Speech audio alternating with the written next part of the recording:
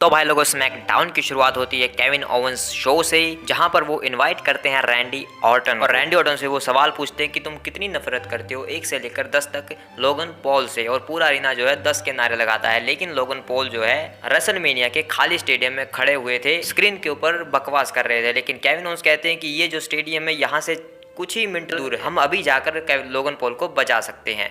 Randy Orton कहते हैं चलो चलते हैं। लेकिन यहाँ पर ग्रेसन वॉलर और ऑस्टन थ्योरी जो है रिंग के नीचे से निकलते हैं और वो भी जो है केविन ओवेंस और रैंडी ऑर्टन के पीछे चले जाते हैं। और लोगन पॉल कहते हैं कि हाँ हाँ आ जाओ। और रैंडी ऑर्टन जो है बाहर निकलकर एक कार ढूंढते हैं, लेकिन कार जो है लॉक होती है। तो केविन ओवेंस उन्हें एक गोल्फ कार में बैठाकर स्टेडियम की तरफ रवाना हो जाते हैं और उनके पीछे जो है ऑस्टन थ्योरी और ग्रेसन वॉलर भी लगे हुए होते हैं। इसके बाद शो के ऊपर Andre giant memorial battle royal होता है, जिसमें रिकोशेट और ओमोस जो है अपनी एंट्रेंस करते हैं। और जैसे ही ये Andre the battle royal start होता है, ओमोस जो है वो प्रीटी डडली को एलिमिनेट कर देते हैं और जो दूसरा प्रीटी डडली है वो खुद ही उड़कर यहाँ से भाग जाता है ओमोस से डरकर, यानी कि वे अपने आप को ही एलिमिनेट कर लेता है। इसके बाद ओमोस अपना खौफ दिखा रहे होते हैं सब, लेकिन सब लोग जो है वो ओमोस के ऊपर अटैक कर देते हैं, लेकिन बाद में आपस में ही झगड़ने लगते हैं। ऐसे करके भाई सब लोग एलिमिनेट हो जाते हैं। एंड में भाई रिकोशेट वर्सेस ब्रॉन्सन ब्रीड जब लड़ रहे होते हैं, तो यहाँ पर रिकोशेट ब्रॉन्सन ब्रीड को शायद एलिमिनेट कर देते, लेकिन यहाँ पर पीछे से जेडी मैकडोना आकर जो है रिकोशेट को एलिमिनेट करवा देते हैं।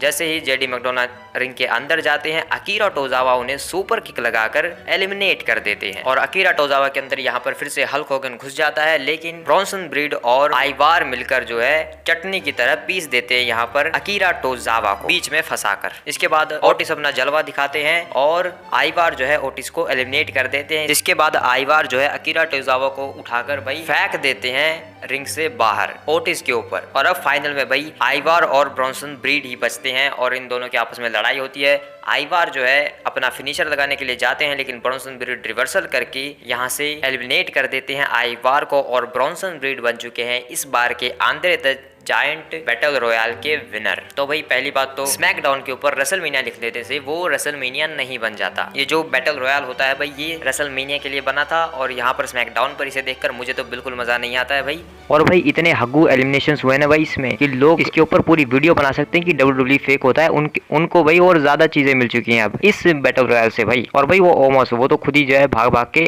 खुद ही एलिमिनेट हो गया, दूसरे को एलिमिनेट करने चला था भाई खुद ही बाहर चला गया, वो भी ब्रेक के दौरान। भाई ये क्या चक्कर है। इसके बाद शो के ऊपर लोगन पॉल आते हैं और वो कहते हैं कि रैंडी ऑर्टन और केविन ओवेंस मुझे वहां पर ढूंढने गए हैं और उनके पीछे ग्रेसन वॉलर और ऑस्टन थ्योरी को लगा दिया है मैंने, और अब वो दोनों उनकी बैंड बजा रहे होंगे। तो देखो, लेकिन वहां पर हमें पता चलता है कि ग्रेसन वॉलर और ऑस्टन थ्योरी को कोई नहीं मिला है, यहाँ पर कोई भी नहीं है वहां पर। और तभी पीछे से केविन ओवेंस और रैंडी ऑर्टन रिंग के नीचे से निकलते हैं लोगन पॉल के पीछे से, और लोगन पॉल इस चीज़ को समझ जाते हैं कि वो दोनों यहीं पर हैं। तो लोगन पॉल भागने की कोशिश करते हैं, लेकिन केविन ओवेंस उसे पकड़कर रिंग के अंदर फेंकते हैं, स्टनर लगाते हैं। उसके बाद पूरा अरीना RKO चलाता है, लेकिन रैंडी ऑर्टन केविन ओवेंस से पूछते हैं कि क्या बोल रहे हैं लोग। तो केविन ओवेंस समझाते हैं कि वो RKO देखना चाहते हैं। तो रैंडी ऑर्टन कहते हैं ठीक है। तो रैंडी ऑर्टन यहाँ पर लोगन पॉल को एक RKO लगा देते हैं और अपने मैच को हाइप करवाते हैं। इसके बाद कैमरा बैक स्टेज में जाता है, जहाँ पर पता चलता है कि ड्रैगन ली को किसी ने धो दिया है बुरी तरीके से बैक स्टेज में। और कार्लिटो बताते हैं कि उन्हीं का ये काम है, सैंतोस और डोमिनिक मिस्टीरियो का। लेकिन एक्चुअल में भाई एक मास्टर प्लान है कार्लिटो का। कार्लिटो ने खुद ही जो है ड्रैगन ली को धोया है यहाँ पर। लेकिन क्योंकि भाई जेलिना वेगा का मैच है, तो वो अपने मैच के लिए जाती हैं अगेंस्ट एलेक्टा लोपज। और जब एलेक्टा लोपज यानी कि लेगार्डो फंटाजमा अपनी एंट्रेंस करता है, तो यहाँ पर अंद्रादे और डोमिनिक मिस्टीरियो भी साथ में आते हैं, जिसे देखकर जेलिना वेगा काफ़ी दुखी हो जाती हैं। देन शो के ऊपर एलेक्टा लोपज वर्सेस जेलिना का जब मैच चल रहा होता है, तो भाई रे मिस्टीरियो और डोमिनिक मिस्टीरियो जो है लड़ने लगते हैं बाहर, जिसके चलते रिंग के अंदर एलेक्टा लोपज अपना फिनिशर लगाकर इस मैच को पिन करके जीत जाती हैं। उसके बाद भाई रे मिस्टीरियो के ऊपर अटैक कर देते हैं यहाँ पर सैंतोस और डोमिनिक, लेकिन अंद्रादे यहाँ पर बिट्रेल कर देते हैं सैंतोस और डोमिनिक को और उन दोनों को धोकर यहाँ से रिंग से बाहर निकाल देते हैं। और उसके बाद वो जो है हाथ मिला लेते हैं रे मिस्टीरियो से। एक्चुअली भाई सिर्फ हाथ नहीं मिलाते हैं, वो जोर से गले मिलते हैं रे मिस्टीरियो के और जेलिना वेगा के भी भाई। तो भाई जेलिना वेगा और अंद्रादे फिर से जो है एक साथ जुड़ चुके हैं और ये जो मूवमेंट है भाई ये काफ़ी ज़्यादा बढ़िया होता है। मतलब भाई मुझे तो देखकर काफ़ी ज़्यादा अच्छा लगा ये वाला मूवमेंट। इसके बाद बैक स्टेज में रे मिस्टीरियो को पता चलता है कि ड्रैगन ली जो है फुली इंजर्ड हो चुके हैं और वो रेसलमेनिया के मैच में कंप्लीट नहीं कर सकते, जिससे वो दुखी हो जाते हैं। लेकिन अंद्रादे कहते हैं कि टेंशन मत लो, मैं बनूंगा तुम्हारा पार्टनर रेसलमेनिया में। तभी यहाँ पर कार्लिटो आ जाते हैं और वो कहते हैं कि ड्रैगन ली के साथ जो हुआ अब क्या करें हम, कोई हमारे पास पार्टनर है। तो जलीना कहते हैं कि अंद्रादे है, अंद्रादे लड़ेगा। कार्लिटो भाई मन मार के कह देते हैं कि हाँ ठीक है ये लड़ेगा, हरा देना सबको। तो भाई इसका प्लान फिर से फ्लॉप हो गया। ये खुद जाना चाहता था रेसलमेनिया में मैच करने कार्लिटो, और कार्लिटो के सारे मास्टर प्लान्स यहाँ पर फेल हो रहे हैं। और अब भाई जो मैच कार्ड है वो चेंज हो चुका है। अंद्रादे और रे मिस्टीरियो लड़ेंगे अगेंस्ट सैंतोस और डोमिनिक की, और ये चीज़ ऑफिशियली अनाउंस कर दी गई है। और यहाँ पर प्रेडिक्शन अभी भी वही है भाई, डोमिनिक और सैंतोस इस मैच को जीतने वाले हैं, क्योंकि कार्लिटो यहाँ पर रे मिस्टीरियो को धोखा देने वाले हैं मैच के अंदर आकर, और फिर कहेंगे कि मैं अपना रेसलमेनिया मोमेंट चाहता था और तुम्हारी वजह से मुझे वो नहीं मिला, क्योंकि तुम किसी न किसी को उठाकर यहाँ पर अपने साथ डाल लेते हो। मैं लड़ना चाहता था तुम्हारे साथ मिलकर सैंतोस और डोमिनिक से रेसलमेनिया में। ऐसी बकवास करके भाई वो अगली स्मैकडाउन पर आकर। इसके बाद भाई हमारी ब्लैक टीम हाजिर होती है स्मैकडाउन के ऊपर। नायोमी और बियांका ब्लेयर एक दूसरे की तारीफें करते हुए रेसलमेनिया को साइन करते हैं, और फिर कहते हैं कि जब हम हार रहे थे, पिट रहे थे, तो एक नई बंदी आई हमारी मदद करने के लिए, तो उसका स्वागत करो। और यहाँ पर जेड गार्गल भी आती हैं और अपनी तारीफों के पुल बांधती हैं और डैमेज कंट्रोल को हराने की बातें करती हैं। इसी के साथ ये सेगमेंट खत्म हो जाता है। उसके बाद शो के ऊपर न्यू कैच रिपब्लिक अपनी एंट्रेंस करती है, क्योंकि उनका मैच है अगेंस्ट ग्रेसन वॉलर और ऑस्टिन थ्योरी की। मैच वाइज काफी बढ़िया होता है ये, और एंड में यहाँ पर न्यू कैच रिपब्लिक अपना फिनिशर लगाकर इस मैच को जीत जाते हैं। लेकिन यहाँ पर तभी पूरी जजमेंट डे आती है और Austin theory, Grayson Waller, new catch Republic भाई सबको यहाँ पर बुरी तरीके से धो देती है और अपने रेसलमेनिया के मैच को हाइप करवा देते हैं यहाँ पर। देन भाई एक बेली वर्सेस इयो स्काई की हाइप क्लिप भी हमें दिखाई जाती है, जिसमें बेली अपनी पूरी जर्नी के बारे में बताती हैं। उसके बाद शो के ऊपर LA नाइट आते हैं और एजे स्टाइल्स की पूरी बेइज्जती करते हैं माइक से, और कहते हैं कि तुम तो यहाँ पर आ नहीं रहे हो, तो मैं ही हमारे मैच को हाइप कर रहा हूँ, तुम्हें तो मुझे शुक्रिया कहना चाहिए, और वैसे भी मैं तुम्हें रेसलमेनिया की स्टेज पर नीचे गिराने ही वाला हूँ। उसके बाद सब लोग कहेंगे LA नाइट।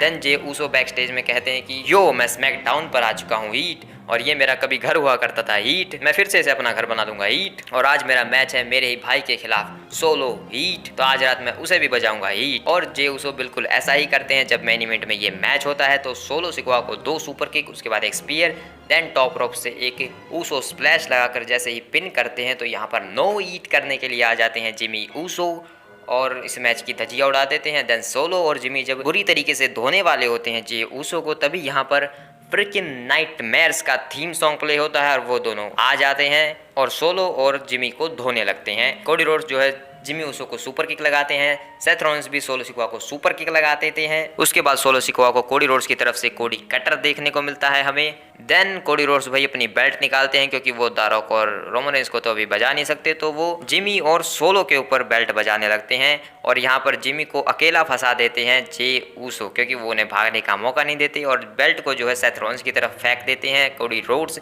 उसके बाद क्रॉस रोड्स लगाते हैं वो जिमी ऊसो को।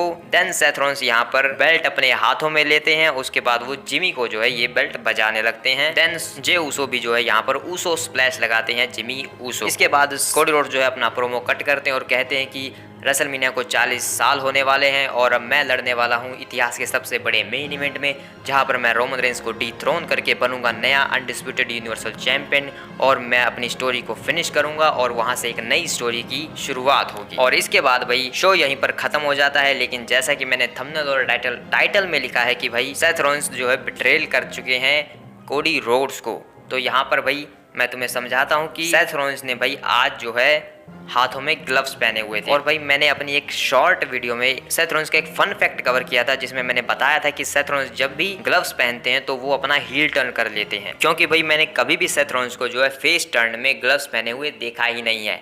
वो जब भी हील टर्न करते हैं वो तभी जो है हाथों में ग्लव्स पहनते हैं। हालांकि ये उनके कपड़ों पर मैच हो रहे होते हैं, लेकिन वो हमेशा कपड़ों पर मैचिंग वाले ही ग्लव्स पहनते हैं।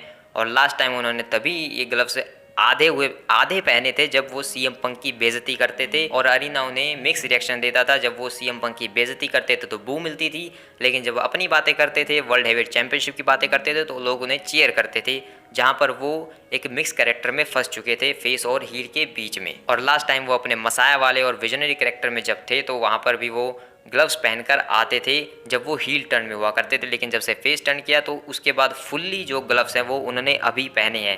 तो भाई क्या ये एक हिंट है, क्या ये एक टीज है कि सेथ रॉलिंस जो है वो इसी बेल्ट से कोडी रोड्स को बजाने वाले हैं रेसलमेनिया में। तो भाई देखते हैं कि मेरा जो ये फन फैक्ट जो मैंने बनाया था भाई क्या वो सही होता है या नहीं रेसलमेनिया के अंदर, क्योंकि ये एक प्रॉपर हिंट दिख रहा है मुझे तो यहाँ से। तुम सबको क्या लगता है मुझे कमेंट में बता सकते हो। और रेसलमेनिया अब बहुत करीब है, तुम चाहो तो मेरी प्रेडिक्शन वीडियो देख सकते हो, चैनल पे तुम्हें मिल जाएंगी। मिलते हैं रेसलमेनिया की वीडियो में, बाय बाय।